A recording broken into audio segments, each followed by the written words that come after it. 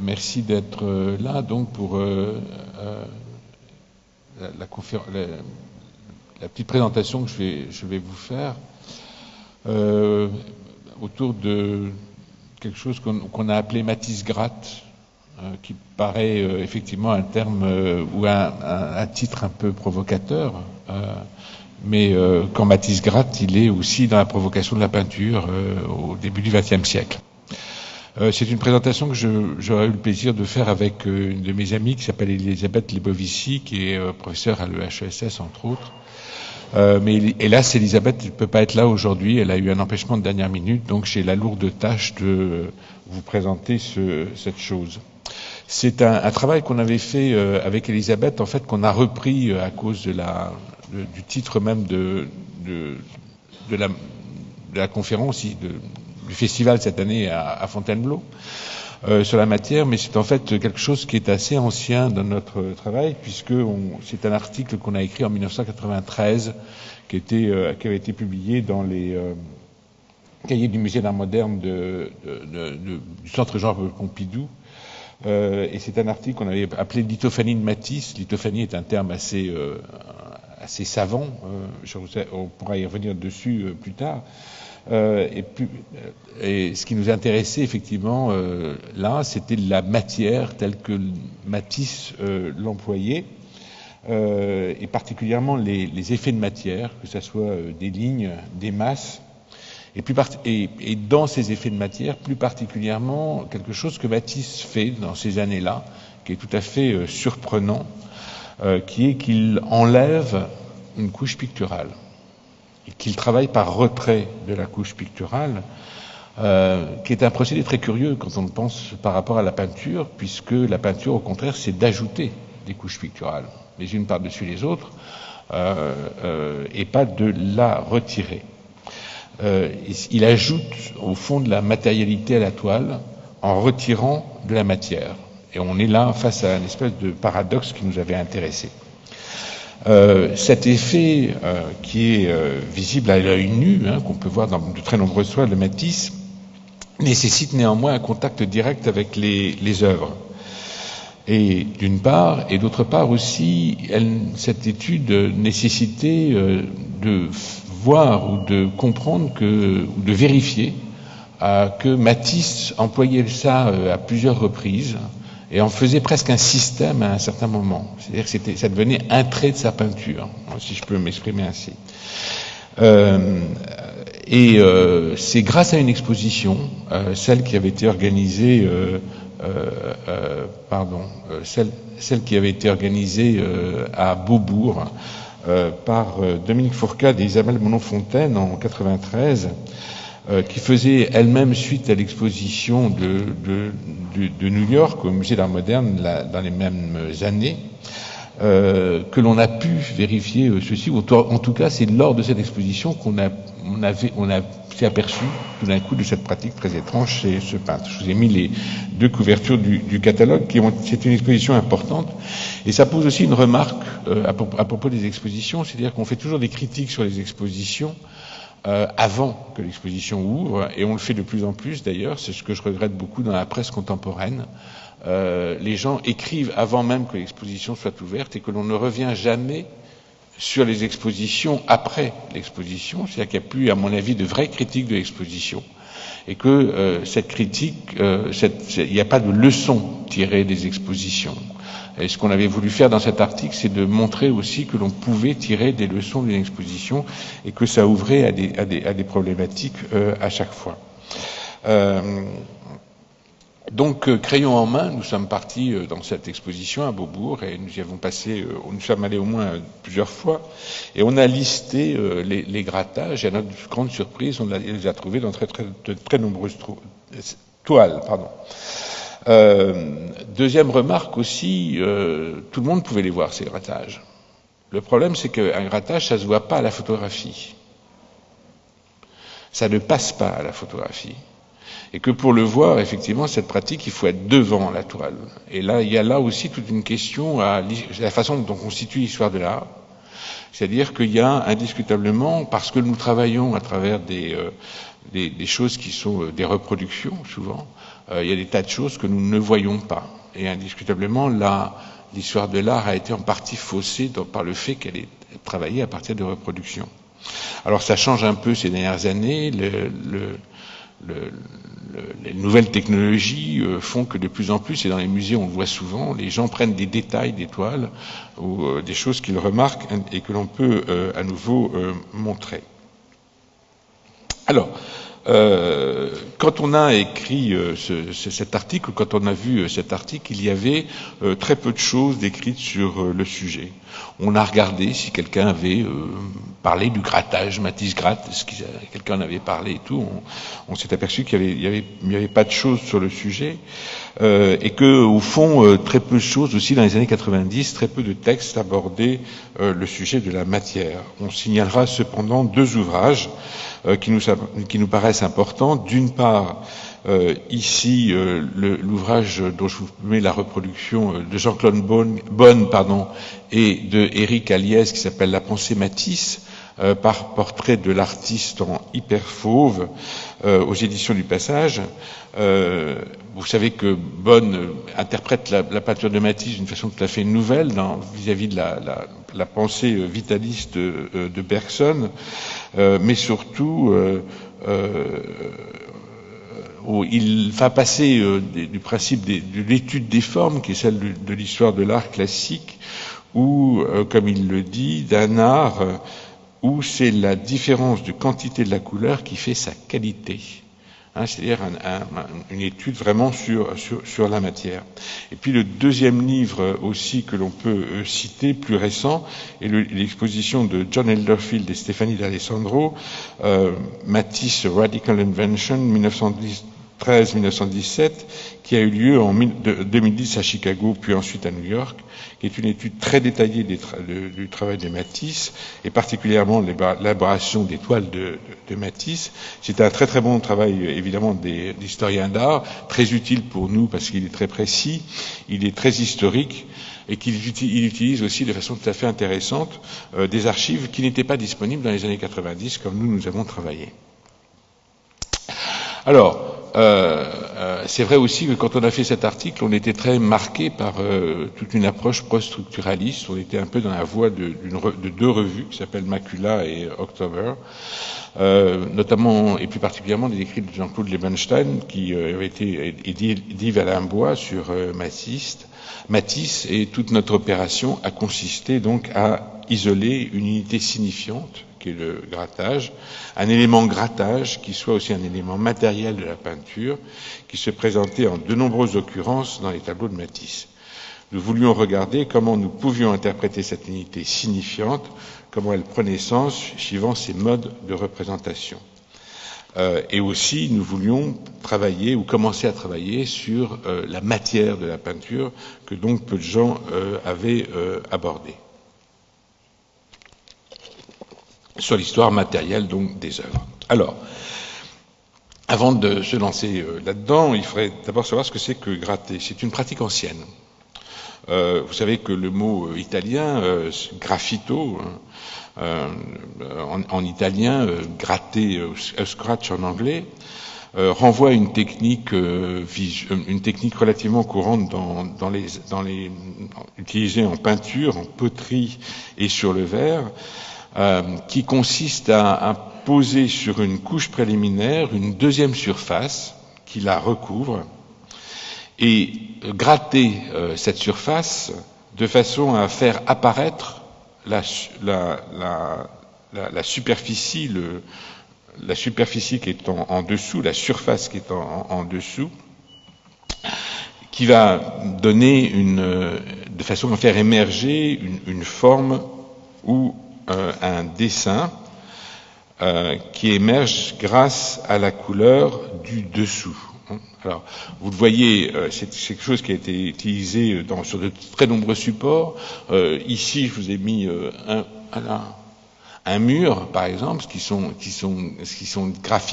graffito, où on a donc le dessin. Il y a la surface du mur, on a remis une surface par-dessus et on fait apparaître toutes les écritures ou le dessin en grattant donc la surface superficielle. On l'a aussi, par exemple, en poterie. C'est une technique très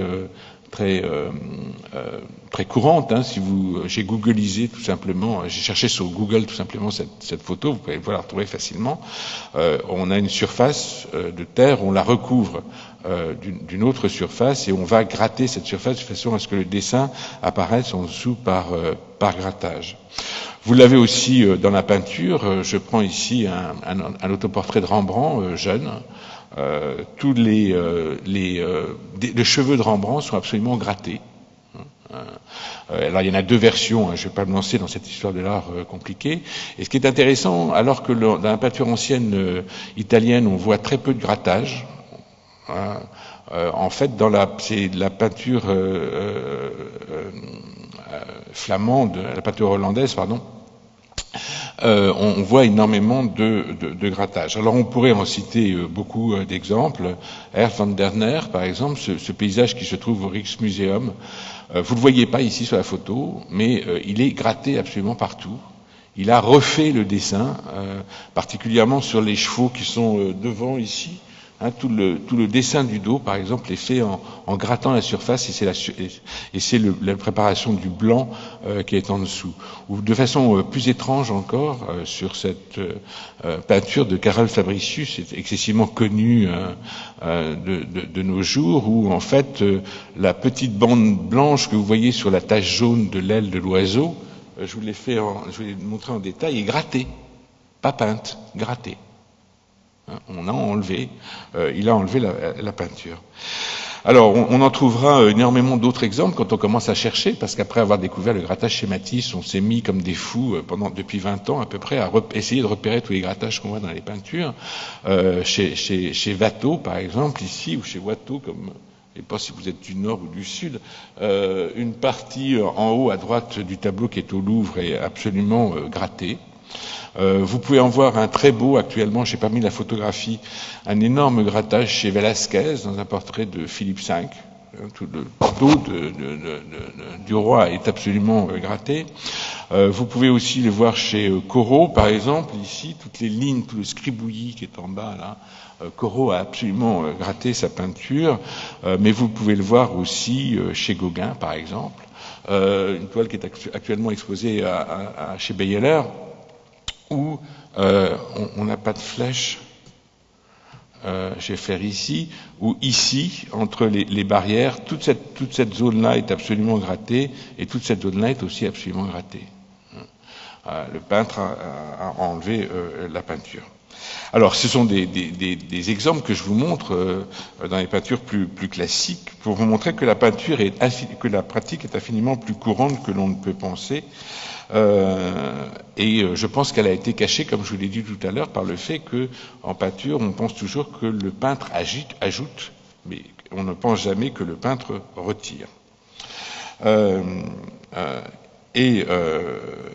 Ce qui est intéressant quand on commence à penser sur le fait que le peintre retire, c'est que on peut penser la peinture en termes corporels, en termes de pratique.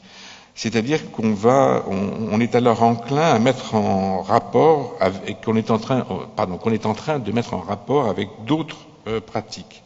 La gravure, la sculpture, les arts appliqués, voire le tatouage, ou encore les pratiques rituelles. On peut penser ceci comme une espèce de pratique rituelle.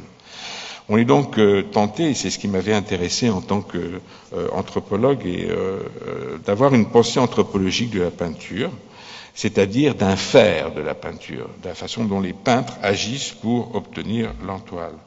Bon, dans cette idée de penser la peinture comme un faire, on n'était pas les seuls. Il y a d'autres gens, comme Didier Huberman, évidemment, en histoire de l'art, mais l'autre aussi en anthropologie, avec quelqu'un comme Afrel-Gel, qui a pensé ce qu'il appelle l'enchantement, c'est-à-dire la façon dont une œuvre séduit les gens à partir de la production artistique. Et pour ceux que ça intéresse, je renvoie à ces travaux. Je n'ai pas mis les notes.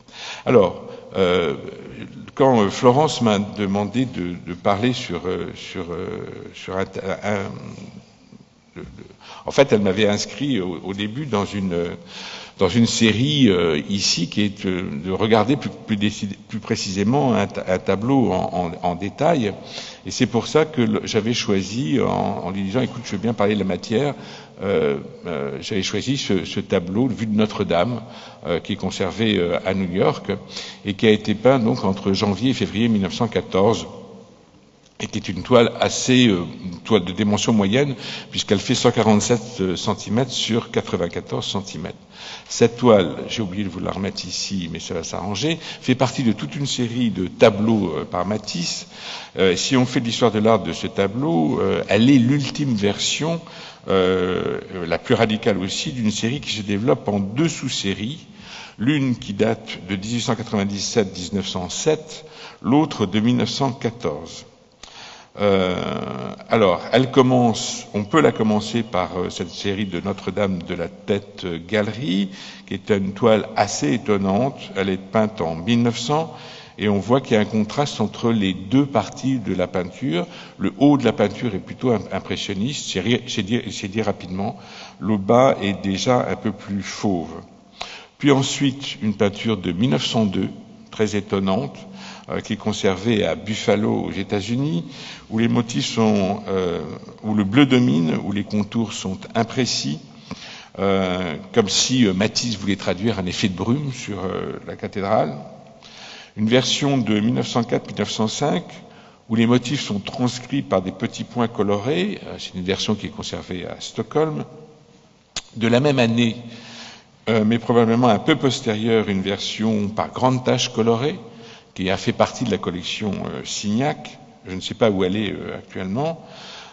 Enfin, une version conservée. Oula, la reproduction est très très mauvaise. Une version conservée à Soluturn, qui est la plus descriptive et qui est faite dans une unité de tons. C'est des bleus et des roses, hein, plus franc que ça quand même, et qui est daté du printemps 1914. Et enfin, cette version dont je dois parler aujourd'hui plus précisément, la version du printemps 14, aussi du printemps 14, ou janvier-février 14, ça dépend des auteurs, qui nous intéresse ici, mais c'est une version aussi qui est tout à fait intéressante, qui est tout à fait étonnante, parce qu'elle ne sera montrée en fait publiquement qu'en 1949, et elle fut longtemps tenue pour une esquisse. Le tableau présente une vue très typique de Paris. C'est presque une vue touristique de Paris, hein, avec des références à la cathédrale, au Moyen-Âge, revues et corrigées par Viollet-le-Duc, etc., etc. C'est une peinture très locale, car effectivement, quand Matisse peint ceci, il est à la fenêtre de son atelier. Il regarde dehors. Mais ce qui est aussi tout à fait intéressant, c'est que quand on regarde toute la série des tableaux de Matisse, on s'aperçoit que la cathédrale est un espèce de laboratoire. C'est un sujet sur lequel il va multiplier en fait les techniques. Il va faire ses essais de peinture. Hein. Il va pendant 10 ans, pendant même 15 ans, il va à chaque fois qu'il va changer sa peinture, il va faire une version de la cathédrale de Notre-Dame. Et ce qui est tout à fait intéressant, donc il va commencer à travailler les différents modes picturaux durant toutes ces années, il va les essayer sur ses peintures, mais ce qui est intéressant, c'est qu'il travaille dans son atelier, mais qu'il traite d'une vue qui est au dehors. Et là, on est tout à fait dans l'ambiguïté. Il est dans l'atelier, c'est-à-dire le lieu de toutes les expérimentations picturales, le lieu où l'on peint et où on expérimente, et par la fenêtre, face au motif. Or, c'est une position, quand on y réfléchit, assez peu employée par les artistes. Cette espèce d'ambiguïté comme ça de l'espace. Alors, celle qui nous intéresse ici, évidemment, on peut se demander qu'est-ce qu'on y voit. En fait, on n'y voit pas grand-chose. On est en face d'une abstraction de la vue de Notre-Dame. Une surface bleue qui s'étend sur toute la surface de la toile, sauf quelques zones où sont aménagées, sur une même ligne horizontale, où sont aménagées 3 choses. Une zone de réserve ici, un noir, pardon, une zone de réserve ici, où sont les grattages, un vert et à nouveau un noir. Donc, très peu de choses visuellement à voir. Mais aussi, outre dans cette zone-là, où il y a une densité très importante une grande densité des événements, le reste de la peinture est traversé de grandes lignes horizontales ou verticales qui viennent constituer en fait le champ du paysage. Alors, mais elles viennent constituer le champ du paysage tout en étant des restes figuratifs. Car là, on voit bien aussi que Matisse, dans toute cette partie ici, a enlevé de la peinture. Alors, je ne vous ai pas mis tous les documents, mais on a fait des radiographies depuis, et on s'est aperçu effectivement qu'il y a en dessous, dans les sous-couches, d'autres restes de la peinture que Matisse est venu, qu'il a retravaillé dessus, et qu'à nouveau, il les a enlevés. Donc, on voit la mise en place de 2 pratiques qui sont tout à fait intéressants. L'effacement dans les bleus, ici, il a effacé, par exemple, ici. Et d'autre part, le grattage dans les noirs. Et tous ces noirs-là sont grattés. Or, ils ne sont pas grattés n'importe où, puisqu'ils sont grattés autour d'une zone que l'on peut voir comme un redoublement de la cathédrale.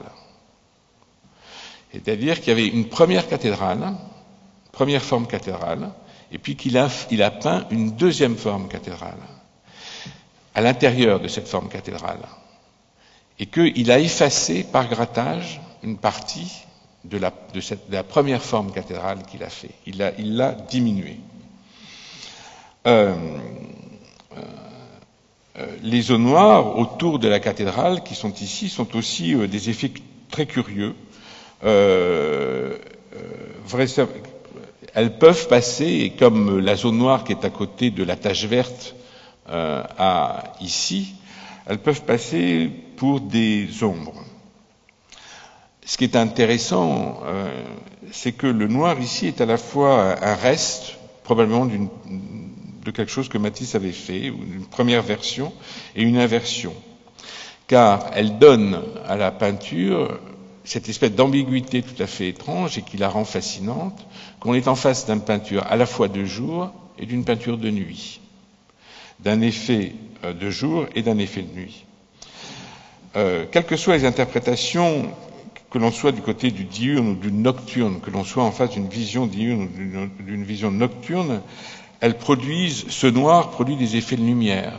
Et je vous rappelle que Matisse, par exemple, dans Les Marocains, disait que le noir est une couleur. Matisse voyait une couleur de lumière, dans le noir, une couleur de lumière et non une couleur d'obscurité. Alors, il y a donc 2 matrices qui organisent le tableau. Un reste figuratif qui devrait indiquer les grandes lignes de la composition, car une sorte de schéma et de plan, ce sont les lignes noires, des effets de matière colorée, d'autre part, qui sont là l'intensité des réserves, des noirs et l'application du bleu, dispersent les éléments picturaux au-delà ou en deçà de la figuration. Le sujet, si l'on pense que c'est la cathédrale de Notre-Dame, est projeté en haut de la toile. Il est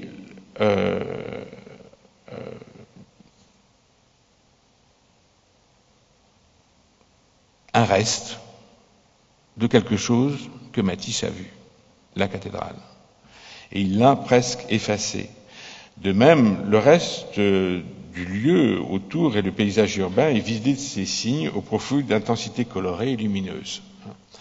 Donc il y a une espèce d'énorme pratique, et une très étrange pratique de la part de Matisse, à non pas construire sa toile en ajoutant des choses, mais en enlevant et en ne présentant que le reste de la peinture. Alors, maintenant, venons-en, si vous voulez, un peu à cette zone plus particulièrement grattée qui est autour de la cathédrale, à la fois dans les noirs, ici, dans le haut de la première tour ici, et dans le haut de la deuxième tour ici. De façon tout à fait intéressante, je vous ai dit tout à l'heure que peut-être pour comprendre cette pratique, il fallait renvoyer à d'autres techniques, pas picturales, mais d'autres techniques qui étaient utilisées par les artistes. Une des techniques que Matisse va utiliser indiscutablement, c'est le monotype. Vous savez comment est fait un monotype? On enduit une plaque d'encre d'imprimerie et l'on dessine quelque chose sur cette plaque en enlevant effectivement cette encre. Puis ensuite on applique un papier dessus, on passe un rouleau et on obtient donc un positif qui est la gravure que je vous montre ici, une vue de Notre-Dame, aussi de printemps 1914, qui vient d'être fait donc en même temps et qui est le résultat donc de cette action d'enlever de la peinture sur la surface de la plaque, et où vous voyez où les motifs apparaissent par un trait blanc qui est donné par la réserve et par le grattage sur la plaque, sur une grande surface noire. Alors, sur les monotypes, j'étais en retard, donc j'ai pas dégagé beaucoup plus... commenter beaucoup plus sur les monotypes, mais vous savez que la pratique a été inventée en gros par Degas, ou en tout cas très multipliée par Degas. Et ce qui est intéressant, c'est que quand on regarde Degas et quand on regarde, un des monotypes de Degas ici, où Degas ne fait pas ça proprement. En fait, c'est ça qui est intéressant. Degas, il prend son doigt et puis il griffouille, il fait des effets d'ombre, etc., etc. Matisse, c'est très propre. C'est très travaillé, c'est très dessiné, c'est très élaboré en fait dans sa page. Et alors, l'autre chose aussi qui est tout à fait intéressant, c'est que Matisse, là, contrairement à ce que on voit sur l'autre tableau, Matisse met la cathédrale au milieu de ça. C'est le vrai sujet. On peut se demander dans le tableau qu'il a fait si la cathédrale est encore le vrai sujet, puisqu'elle est reportée complètement en haut à gauche du tableau. Mais ce qui est indiscutablement, et ce que Matisse aussi apprend par les monotypes, et vous savez qu'il est très connu pour ça, c'est la réduction à quelques signes et à quelques traits du paysage et du monotype. Le monotype, indiscutablement, chez Matisse, lui permet de radicaliser la simplification des formes. Donc dans le tableau, dans la peinture, Matisse projette cette cathédrale, je vous en ai fait une vision plus rapprochée, projette cette cathédrale en haut et à droite, en haut et à gauche de la peinture, mais en fait il fait aussi, comme je vous l'ai signalé tout à l'heure, une seconde cathédrale.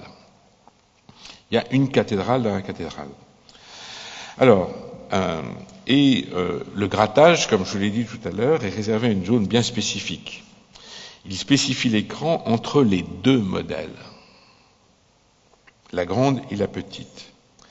Il est donc réservé et limité à un espace interstitiel où les contours de la cathédrale viennent alternativement avancer et reculer, comme on voit grossir et rapetisser la distance qui la sépare de nous. Cet espace concentre donc un maximum de grattage. Il est tout rayé, il laisse apparaître de la lumière sur le noir, le blanc, lumière qui viendrait des interstices grattés dans la peinture, au plus près de la toile blanche. Cette pratique du grattage dans le noir, qui fait apparaître la surface comme vitrifiée, fait penser à une autre technique qui produit une révélation du dessin par la lumière. Qu'est-ce qui se passe là? Voilà. Le cliché vert. Et indiscutablement, Matisse a dû regarder ceci. Comme les monotypes, en fait, le cliché vert est une technique qui a été mise en point vers les années 1850. Et elle consiste à recouvrir d'un vernis et de pratiquer une plaque de verre d'un vernis et de pratiquer un dessin cette plaque de verre déposée sur un papier photosensible est exposée à la lumière, puis ensuite développée. On inscrit donc le dessin en positif ou en négatif. Du temps de Corot aussi, on pouvait obtenir des différentes subtilités au tirage, surtout entre les gris relevés par les sels d'argent et obtenus par la modulation d'épaisseur du vernis qui recouvrait la surface de la plaque de verre. Alors, je vous en ai mis deux clichés verts de Corot. Les gens de Barbizon ont beaucoup utilisé cette technique. Et indiscutablement, Matisse donc la connaissait probablement et s'en est inspiré. À ma connaissance, je ne pense pas que Matisse ait fait des clichés verts. Mais par rapport au cliché vert, il y a ici, dans le tableau de Matisse, un effet supplémentaire qui affecte la lecture du tableau. La surface grisée entre les deux cathédrales, la petite et la grande, révèle un espace dans le tableau qui n'est ni un premier plan, ni un arrière-plan, mais une zone insituable, sinon dans l'épaisseur de la peinture. Un espace qui est complètement inédit. Et c'est là où ça devient fascinant. La zone grattée permet de transformer complètement la lecture du tableau. J'enlève, et en enlevant, je soulève la question de ce qu'est un espace entre. Ici, ce n'est pas un espace entre deux traits qui décrit deux signes, les deux signes cathédrales, mais c'est un espace entre deux contours. La zone grattée décrit une différence spatiale, mais également une différence dans l'épaisseur entre la surface et le plan, cette épaisseur absolument inqualifiable en termes géométriques qui existe entre la toile et la peinture. Quand vous pensez à ce que c'est qu'un grattage, c'est une surface, une sous-surface qui vient à la surface de la toile. Elle joue à la surface tout en étant sous la surface. Et c'est là indiscutablement que Matisse montre quelque chose de tout à fait extraordinaire.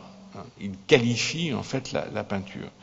Il en fait presque une peinture pour non-voyants, car elle montre ce qu'il veut faire par sa texture particulière, quelque chose qui serait presque aussi découvrable par le toucher. Et ainsi, Matisse obtient un effet tout à fait curieux, que nous avons appelé l'effet vitrail, c'est-à-dire ce lieu par lequel la lumière entre dans un bâtiment, le plus souvent une église, se diffracte et colore le bâtiment. Cette référence à l'effet vitrail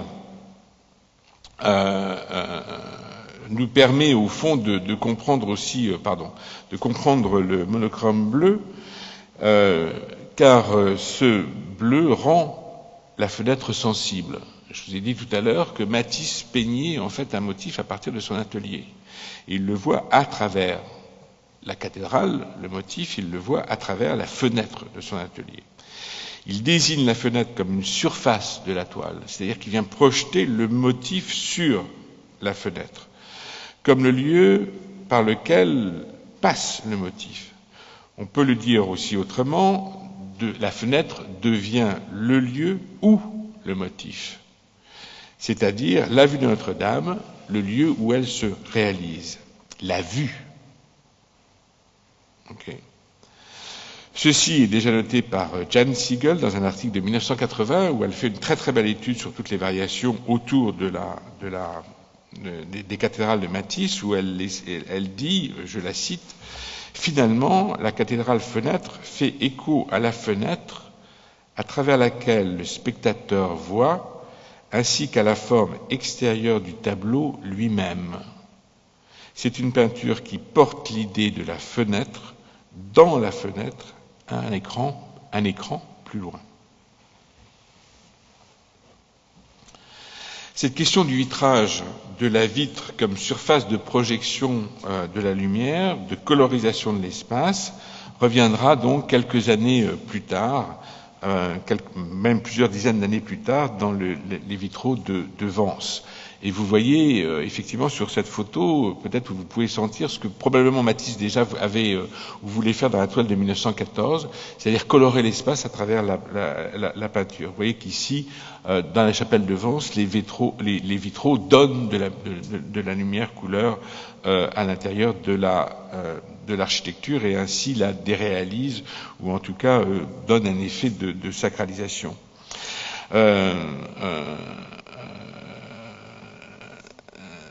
Donc, et pour traduire cet interstice entre ces interstices qui est aussi lumière, Matisse a recours à des techniques qui n'appartiennent pas à la peinture à l'huile, comme je vous l'ai montré tout à l'heure, ou au tableau.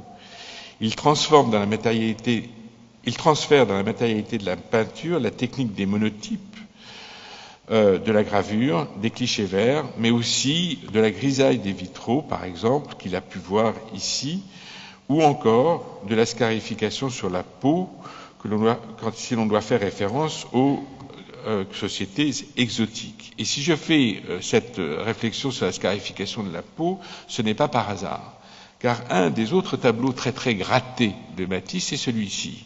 C'est le portrait d'Yvonne Landsberg, peint justement en juin-juillet 1914 et qui est conservé à Philadelphie, qui faisait partie de la collection à Arensberg. Vous voyez que autour du portrait, tout est gratté sur cette surface du tableau. C'est incroyable. Toutes les lignes sont des grattages, tout est érodé, etc., etc. Et Matisse a justifié ce grattage et ces effets de lignes autour du personnage comme d'une leçon à Yvonne Landsberg. Parce que c'est une jeune fille, disait-il, très timide, et il voulait montrer dans sa peinture il voulait donner une leçon à Yvonne Landsberg en lui disant, en fait, il faut que vous sortiez de votre personnalité. Il faut que vous ouvriez au monde un peu, je crois qu'il utilise le terme quelque part dans un de ses textes, un peu comme un bouton de fleur. Et toutes ces grandes échappées, ces grands traits circulaires autour du personnage sont faits comme un bouton de fleur où il signale donc à la jeune fille qu'elle devrait s'ouvrir au monde. Mais ce qui est tout à fait extraordinaire, c'est que, au fond, le grattage est également la matérialisation d'une aura. Il fait une aura autour d'Yvonne Landsberg.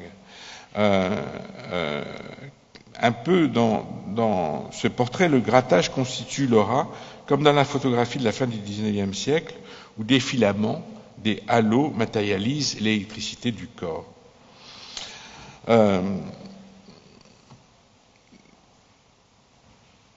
Dans Notre-Dame de 1914, cet espace interstitiel dont j'ai parlé tout à l'heure, gratté, ne forme pas, comme il le fait chez Yvonne Landsberg, des sortes d'ondes vibrantes autour du corps du modèle. C'est un paysage et pas une personne. Par contre, nous avons vu que c'était le lieu situé entre les deux cathédrales où la lumière de la toile perce et grise la surface du tableau. On peut dire ainsi que la vue de Notre-Dame permet peut-être de repenser la question de l'aura. On pourrait le faire, cette aura, repenser cette question de l'aura. Vous savez qu'elle a été définie par Walter Benjamin dans un texte célèbre, L'œuvre d'art à l'ère de sa reproductibilité technique, j'ai toujours du mal avec ce mot, qui a été donc publié en 1931. Et l'aura, Walter Benjamin voyait l'aura dans les icônes.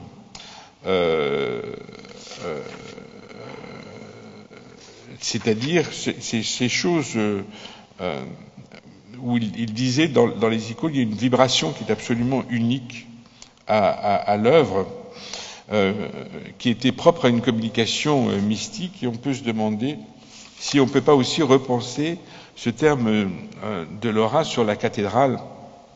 Alors on pourrait évidemment repenser cette idée d'aura, quelque chose de vibratoire de la cathédrale de Matisse, puisque la cathédrale est un sanctuaire et un lieu du sacré.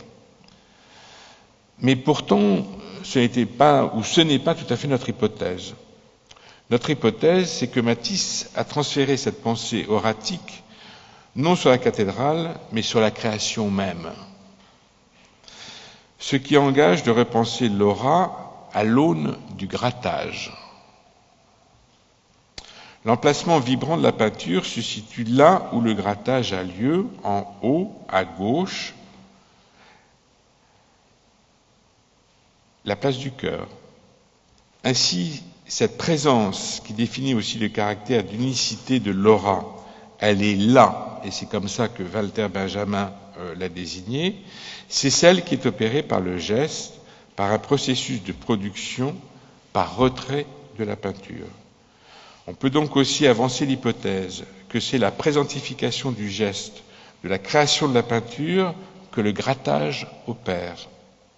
C'est-à-dire que le geste unique du grattage pressentifie l'aura de l'œuvre. Et d'une façon tout à fait extraordinaire, par l'ajout d'un retrait. C'est tout à fait paradoxal. C'est donc un geste qui annule la fin de la peinture. Ce geste met en œuvre la performance de la fabrication. On voit l'artiste au travail, et un travail d'effacement, presque de destruction.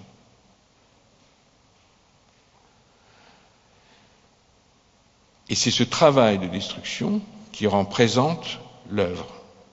Autre paradoxe. La modernité de la vue de Notre-Dame n'est pas la modernité optique de la couleur, mais une modernité du geste, de la performance, sans arrêt renouvelée dans la vision entêtée du grattage.